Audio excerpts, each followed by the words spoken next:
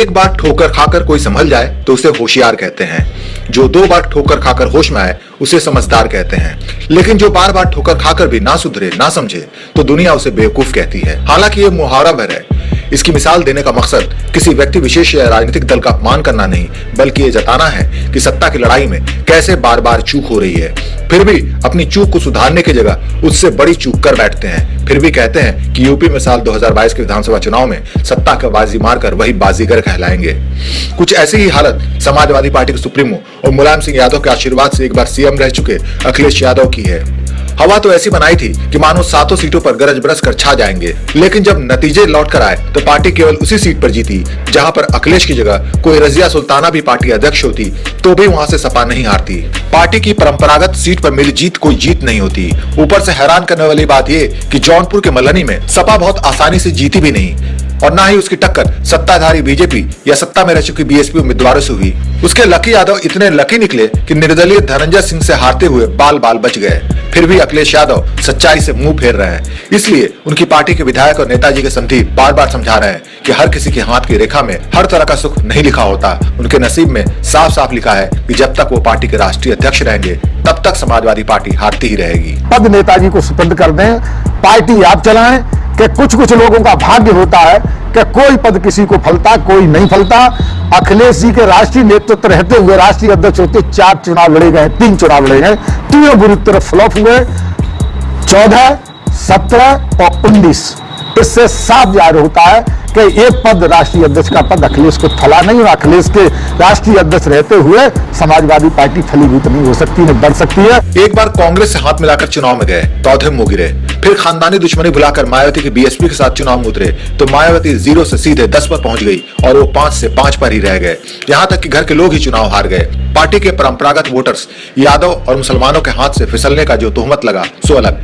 अखिलेश यादव के रवैये से तंग आकर अपनी अलग पार्टी बनाने वाले चाचा शिवपाल सिंह यादव बड़े भाई मुलायम सिंह यादव के कहने पर वो सपा से समझौते के लिए तैयार हो गए, लेकिन इस शर्त के साथ कि अपनी पार्टी का उसमें विलय नहीं करेंगे। लेकिन चाचा से हाथ मिलाने को अखिलेश ने अपनी हेठी पर ले रखा है। ये तो गनीमत रही कि चाचा ने उपचुनाव में आखिरी लम्हे में अपने दोनों उम्मीदवार वापस ले लिए, वरना यह भी हो सकता था कि वो सपा के परंपरागत वोट में से भारी कर देते और 2 सीटों पर कहीं सपा की जमानत ही जब्त ना हो गई होती।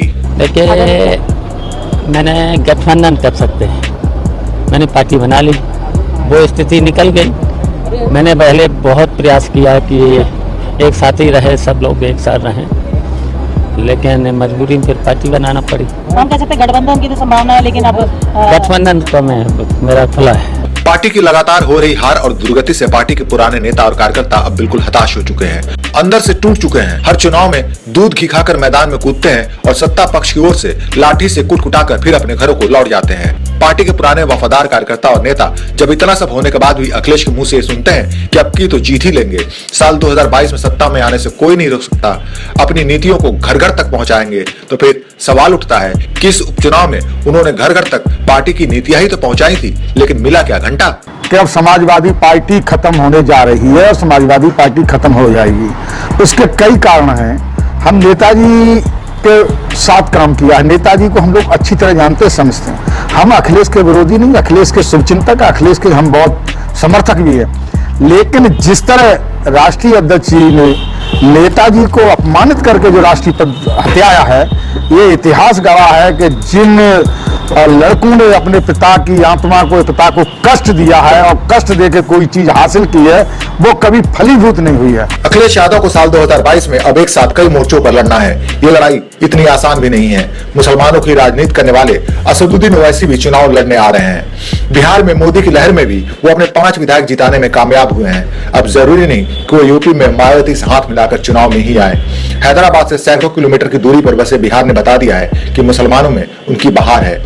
उन्हें जीत के लिए नहीं किसी की दरकार है। जिस दिन ओवैसी यूपी में आए और वो शर्ती आएंगे तो जरूर तो सपा के परंपरागत वोटर मुसलमानों की पहली पसंद ओवैसी होंगे।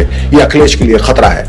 मैदान छोड़ने को चाचा भी राजी नहीं। थोड़ा बहुत सपा के मुसलमान वोट के अलावा वो अपनी बिरादरी यादवों के अच्छे खासे वोट अपने दम पर खींच सकते हैं। यहाँ भी भतीजे को नुकसान उठाना है। 2022 में प्रगतिशील समाजवादी पार्टी अकेले सरकार बना है और जो भी अभी चर्चाएं चल रही हैं कि विलय होगा और ये होगा, तो उस पर तो बिल्कुल विराम लग जाना चाहिए। हमारी प्रगतिशील समाजवादी पार्टी रहेगी, हमारा चाबी का चुनाव चिन्ह रहेगा और हमारी प्रगतिशील समाजवादी पार्टी 2022 में उत्तर प्रदेश सरकार बनाएगी। दिन में ही अगली बार सरकार बनाने का सपना देख रहे अखिलेश यादव उपचुनाव की असलियत नहीं देख पा रहे या देखकर भी ठीक उसी तरह से आंख मूंद रहे हैं जैसा कि बिल्ली को आते देखकर कबूतर आंख मूंद लेता है। वो सोचता है कि आंख मूंद लेने से बला टल गई। जिस कांग्रेस को सभी पार्टियां यूपी में स्वर्गवासी बता रही थी, उसके लिए उपचुनाव वाकई किसी स्वर्ग से कम नहीं है। सपा और बसपा जैसी ताकतवर क्षेत्रीय पार्टियों के रहते हुए वो इस चुनाव में 2-2 सीटों पर नंबर 2 पर न केवल आई है, बल्कि सपा को धकेल कर तीसरे और बसपा को धकेल कर चौथे नंबर पर पहुंचा दिया।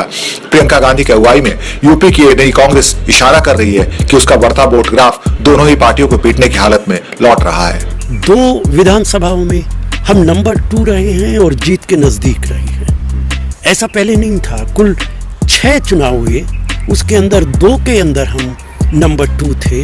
1 सीट पे हमारा नॉमिनेशन कैंसिल हो गया था, तो हम तो 5 ही चुनाव लड़ रहे थे, जिसमें से 2 पे हम नंबर 2 हैं। और रामपुर की सीट का चुनाव नहीं हुआ, जहां हमें निश्चित तौर से जीत मिलने वाली थी। तो कांग्रेस पार्टी की परफॉर्मेंस पहले के मुकाबले में बहुत बेहतर है। समाजवादी पार्टी के सुप्रीमो अखिलेश यादव उन्नाव से एक बार की सांसद रही अनु टंडन को पार्टी में लाकर ऐसा जता रहे थे मानो उन्होंने बहुत बड़ा तीर मार लिया हो। ये अनु टंडन केवल इसलिए सपा में आई, उन्हें लिफ्ट नहीं दे रही थी, उनके पसंद के नेता को टिकट नहीं दिया था, तब वो झनक पटक कर अखिलेश के द्वार पर आई थी। लेकिन उन्हीं के जिले के बांगरमऊ सीट से कांग्रेस की आरती वाजपेयी बेशक बीजेपी के श्रीकांत कटियार से लगभग 20% वोटों के अंतर से हार गई, लेकिन कांग्रेस को लड़ाई में दूसरे नंबर पर लाकर सपा बसपा को नीचे धकेल दिया। अगर बीजेपी को 40% वोट मिले तो 6-7% वोट पाने वाली कांग्रेस को आरती ने 23% वोट दिला दिया। कांग्रेस को लगभग 40,000 वोट भी मिले। ऐसे ही कानपुर देहात की घाटमपुर सीट पर कांग्रेस का पंजा मजबूती से लड़ा। बीजेपी के उपेंद्रनाथ पासवान जीते जरूर, लेकिन कांग्रेस के कृपा शंकर शंखवार भी 40,000 वोट पाने में सफल है। जनता की कृपा कांग्रेस उम्मीदवार को इतनी बरसी कि वो दूसरे नंबर पर आ गए।